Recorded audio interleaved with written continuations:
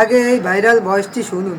পিনাকিদা আর ইলিয়াস ভাইয়ের দোয়াতে নাসিরউদ্দিন পাটোয়ারি কপাল পড়ল। বিদেশের যারা প্রেসক্রিপশনে চলে তাদের আসলে এই দেশে যে রাজনীতি করার সুযোগ হবে না, এটা আবারও প্রমাণিত হইল।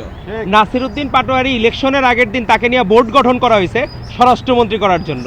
সেই বোর্ডে ছিলেন অঘোষিত জামায়াতের আমির পিনাকি আর অঘোষিত জামাতের নায়েবে আমির ইলিয়াস। তারা যখন এই বোর্ড গঠন করে নাসিরউদ্দিন পাটোয়ারিরা বলছেন যে আপনি স্বরাষ্ট্রমন্ত্রী হয়েছেন, তখনই নাসিরউদ্দিন পাটোয়ারি কপাল পুড়ে গেছে।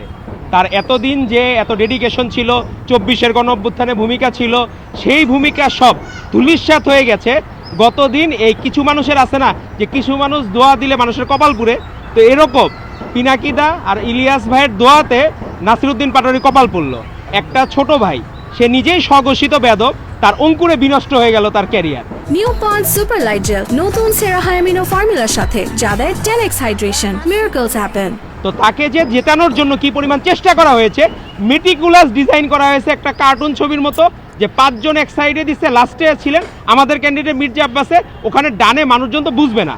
বাংলাদেশের মানুষকে আপনি তো নির্বাচন কমিশন থেকে আলাদা ক্লাস নেওয়া উচিত ছিল যে এই জায়গাটায় যদি দেওয়া হয় সিকোয়েন্সটা, আপনি কোন জায়গায় ভোট দিবেন।